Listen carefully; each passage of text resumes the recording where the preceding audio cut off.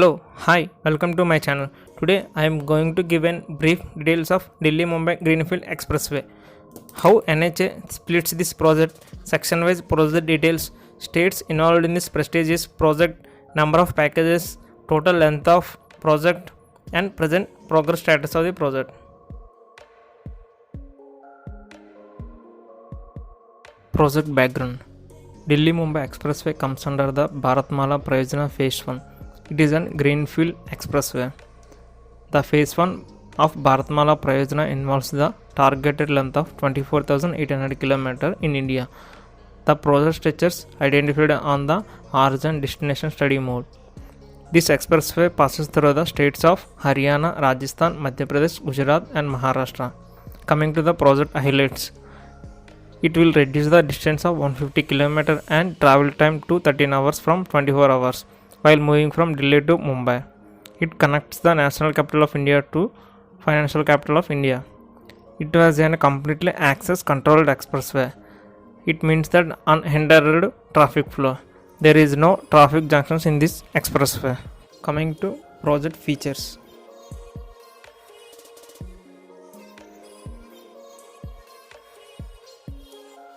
Total length involved in this project was 1349 km. The project cost is 1 lakh crore. On an average 730.96 crore per kilometer. The number of lanes in this project was 8 lanes on both ends. It will be expandable to 12 lanes in future. Each lane having a 3.7 meter width.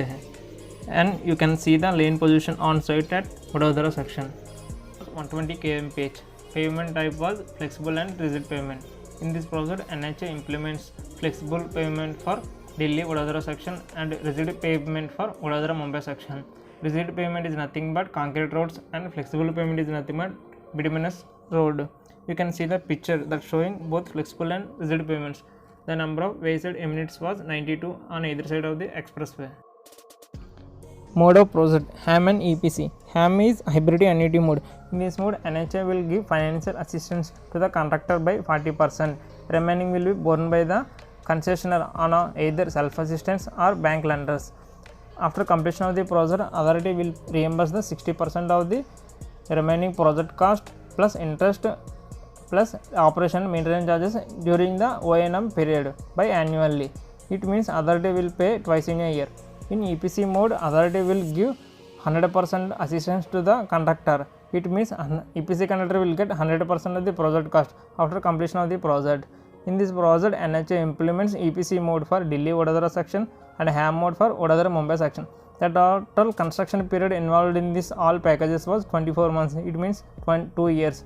O&M period was 15 years. Total project divided into 4 sections. Section 1 was D&D Faridabad Sohna. D&D was Delhi Noida direct flyway. Section 2 was Sohna and Vadodara. Section 3 was Vadodara and Virar. Section 4 was Virar and JNPT, Jawaharlal Nehru Port Trust, which was located in Maharashtra. You can observe the map showing key locations of the 4 sections. Here I have created some graphs that showing that section wise length and packages. Section 1 contains 3 packages and 59 km length, and section 2 contains 31 packages with 844 km length. Similarly, section 3 contains 13 packages and 358 km length, and finally section 4 contains 5 packages and 91 km length. And I try to show another graph. It contains state-wise packages and length. Haryana, which contains 6 packages and 78 km length. Rajasthan, which contains 13 packages and 373 km. Madhya Pradesh, 8 packages and 244 km. Gujarat, 16 packages and 420 km. Similarly and finally, Maharashtra contains 8 packages and 171 km length. Total packages involved in this project was 52 and that length was 1349 km. Section wise total packages with their status on key map.